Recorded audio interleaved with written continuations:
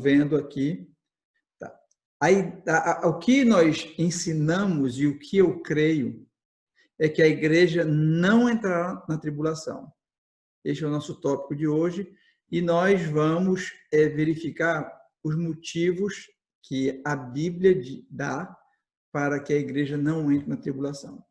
Primeiro, nós vamos conceituar o que é a igreja, porque existe um outro pensamento teológico que afirma que não existe uma igreja criada em Pentecostes. Ela sempre existiu. Então, o conceito de igreja é um corpo real, porém místico, separado e distinto de Israel. Israel são a descendência natural, física e espiritual de Abraão, enquanto que a igreja, nós somos independentes da parte física de Abraão.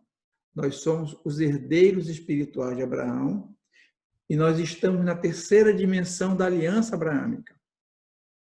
Quando Deus disse que abençoaria as nações da terra, ele estava contemplando a salvação dos gentios. A salvação dos gentios sempre foi revelada no Velho Testamento.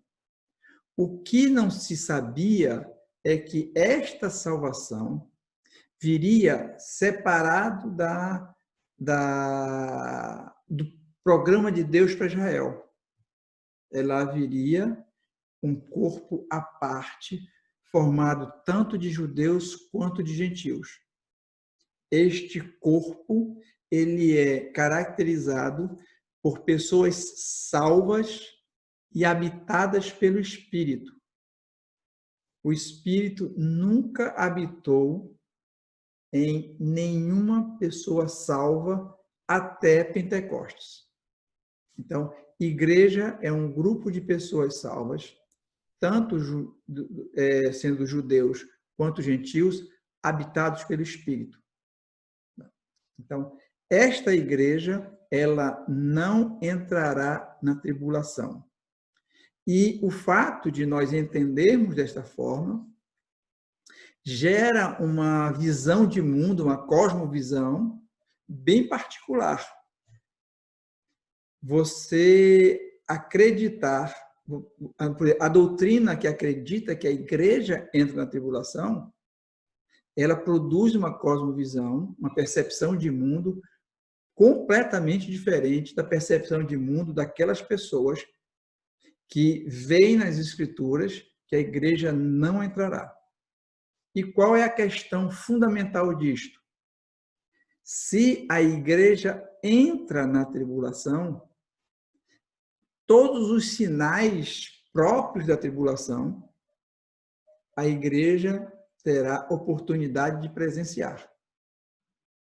Quais seriam esses sinais?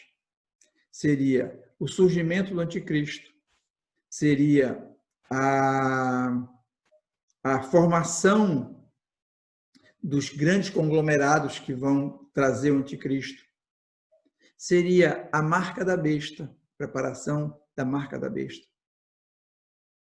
E a preparação de uma marca da besta efetivamente. Então, nós perderíamos algumas características que a gente já viu do arrebatamento. Se essa doutrina estiver certa, que a igreja entrará na tribulação, e ela não está certa, não há iminência da vinda do Senhor. Vocês lembram que iminência é que a igreja pode ser trasladada, pode ser arrebatada a qualquer minuto. Se os sinais são para a igreja, não há iminência. É preciso que aconteçam, que várias profecias sejam cumpridas para que a igreja seja arrebatada. Então, a igreja entrar na tribulação ou não entrar na tribulação não é só uma questão de opinião pessoal, é uma questão de compreensão, de percepção de mundo. Tá ok? Então, a igreja, como este corpo separado de Israel, separado do programa de Deus, ela não entra na tribulação. E isso nos garante que Cristo pode vir nos buscar a qualquer momento. O que está de acordo quando Paulo falou em 1 Tessalonicenses. Nós, os que ficarmos vivos, seremos arrebatados. A esperança de Paulo de ser arrebatado mostrava naquele tempo que não havia nenhuma profecia a ser cumprida. Se ele não tivesse convicção do arrebatamento, ele não poderia ter escrito nós os que ficarmos vivos, os que estivermos vivos, os que ficarmos vivos. Então, a iminência do arrebatamento implica na igreja sair antes da chegada da tribulação. Os irmãos podem fazer perguntas caso não fique claro. Tá ok? Então, este é o primeiro tópico. Afirmar que a igreja não entra e afirmar também que a importância dela ficar fora da tribulação é que ela garante a iminência. A iminência não foi criada para sustentar esta doutrina. Pelo contrário, essa doutrina se harmoniza com a iminência. Quando eu digo essa doutrina, que a igreja não entrará na tribulação. Tá. Então, há um quadro distintivo, que os irmãos estão vendo, entre Israel e a igreja. Como ele é um quadro, a gente não precisa explicar muito, porque este quadro ele é um quadro de contrastes. Eu vou só passar por alguns tópicos, mas ele é autoexplicativo. Israel, ele teve promessas para a terra. Inclusive, a Aliança Palestina, ela é uma promessa para a terra. Quando Paulo fala a respeito da igreja, ele diz que a nossa pátria está nos céus. Ele não diz de forma alguma que nós herdamos ou temos promessas de conquista na terra. E diz também que o cabeça natural, como o patriarca, ou aquele que gerou a nação de Israel, é Abraão. E cabeça da igreja é Cristo. A morte de Cristo, Israel será salvo pela morte de Cristo. Todo Israel será salvo. E a igreja, ela já é salva. A igreja não é uma questão futura. Tá? Então, este último tópico aqui, Cristo é Messias, o significado, Emanuel e Rei. E não existe nenhum desses títulos associados a Cristo para a igreja. Eu poderia até colocar aqui Filho do Homem também.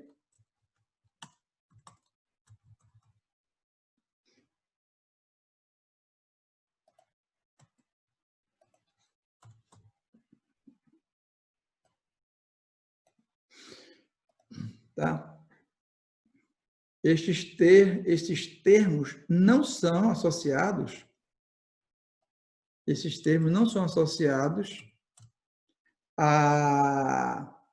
à igreja. Está entendendo, Pli? Tá. Então, existe o Dwight Pentecost, que ele diz que estes contrastes, essas contraposições, impossibilitam identificar os dois em um mesmo plano, o que é inevitável para a igreja passar pela o que é inevitável para a igreja passar pela 70ª semana.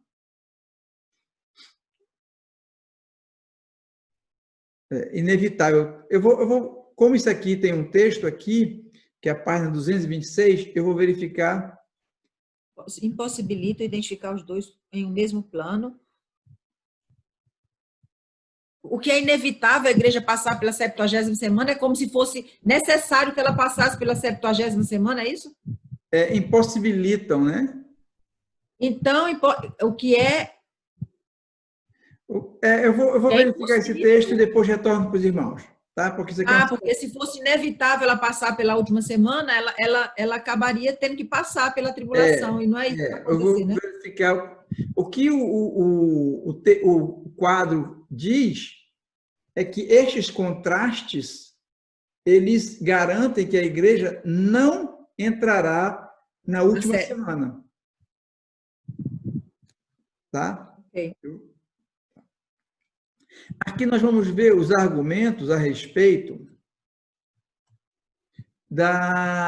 são mais argumentos a respeito que a igreja não vai entrar.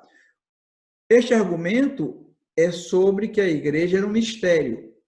O conceito de mistério no Velho Testamento não é algo que era mistério e permaneceu mistério. Quando Paulo fala que é um mistério, o mistério que me foi revelado.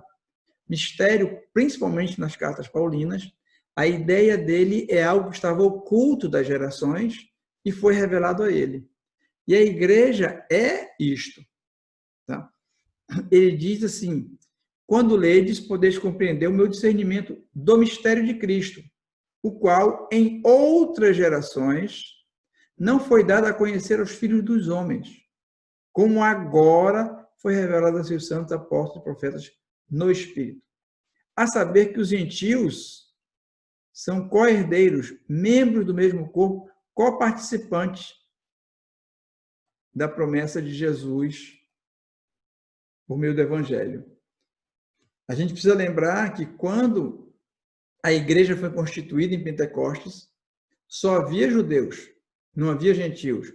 Quando os judeus foram convocados para anunciarem o Evangelho, eles, vou aumentar aqui assim, para vocês verem melhor, tá? Então, quando foi anunciado, eles rejeitaram ir aos gentios. E aqui Paulo está dizendo, olha, o mistério era esse, que agora os gentios são co-herdeiros no mesmo corpo que a igreja e co-participantes da promessa de Cristo por meio do Evangelho. O Evangelho anunciava, então, que judeus e gentios fariam parte do mesmo corpo. Paulo, eu não entendi. Antes de Pentecostes, Isso. os gentios não... Isso. Quando é nos evangelhos, Jesus Cristo afirma que os judeus que ele mantinha contato, que ele era ele estava cumprindo as profecias da vinda do Messias. Então, ele veio para os judeus, e os judeus, a princípio, rejeitaram que o Messias morreria. Mas depois os judeus, que, quando digo judeus, são os discípulos e apóstolos, eles compreendem pelas Escrituras, quando Jesus Cristo discorre que era necessário que ele morresse, ele compreende pelas Escrituras que o Messias que foi prometido, que veio só para os judeus, precisava morrer. Aí eles entendem. E ele fala que ele vai construir, ele voltará para que consolidar o reino dele, constituir o reino. E eles dizem, vão pregar por toda a terra. Os judeus que ouviram aquilo entenderam que eles deveriam pregar só para judeus. E eles começam a fazer isso só para judeus. E quando isso acontece no livro de Atos, que o Espírito vem, só judeus recebem o Espírito. E ali se constitui a igreja. Pedro entende, todos eles entendem. Então, este novo corpo para aqueles judeus era a capacidade de anunciar para o mundo judeu que o Messias havia vindo. Então, não havia gentil. Então, eles vão e começam a anunciar só para judeus. Pedro, quando ele diz para ele que ele deve ir a Cornélio, ele rejeita. Porque na mente dele, Cornélio é um gentil. É um centurião romano. Na mente judaica, aquilo ficaria restrito, aquilo que eu digo, o anúncio do evangelho, a vinda do Espírito, ficaria restrito aos judeus. Quando ele vai para Cornélio, acontece o mesmo fenômeno que aconteceu com eles. O Espírito vem sobre Cornélio e fala em línguas. Pedro entende, neste momento, que o evangelho também era para os gentios. Tanto que ele é repreendido. Por que ele foi no gentio? Ele diz, olha, o que aconteceu com o gentio foi o mesmo que aconteceu conosco no princípio. E eles entenderam, então, que o que havia acontecido com eles, da vinda do Espírito, também se estenderia aos gentios. E Paulo, quando está escrevendo para a igreja de Éfeso, ele está escrevendo para um grupo de gentios e está explicando para esse grupo de gentios que eles estão se agregando a um corpo que inicialmente era judeus, não o judaísmo de Abraão, mas um judaísmo que já reconheceu que Jesus Cristo é o Messias. E que aquele grupo de gentios, ele agora estava agregado àquele grupo de judeus que recebeu o Espírito e que agora é um corpo novo que vai anunciar o Evangelho a todas as nações. Então, o que Paulo está dizendo é, olha, os gentios, eles fazem parte agora deste mesmo corpo. Eles são co-herdeiros com as promessas que Deus fez. Não sei se ficou claro. Ficou? Tá. Tá. Então, isso nos permite crer que o arrebatamento, que inicia a 70ª semana de Daniel, exige a exclusão da igreja. O que a gente vai ver aqui é que este mistério, ele começa sem ser revelado no Velho Testamento, ele é um mistério. E quando Daniel fala da tribulação, Daniel está falando sobre o meu povo. E como o início das 70 semanas não havia igreja, não haverá igreja no complemento das 70 semanas. A gente lembra das 70 semanas, como é que elas eram? Foi uma semana, depois foram 62, e falta uma última semana final. Mas as 70 semanas é um bloco único. E elas começaram sem igreja. Não faz sentido a igreja entrar neste último bloco. Quer falar, Glória? Tá bom? Tá. Tranquilo. Nós... Aí eu fiquei assim, não foi? Era porque era uma semana. Tá, isso. Então, a gente vai parar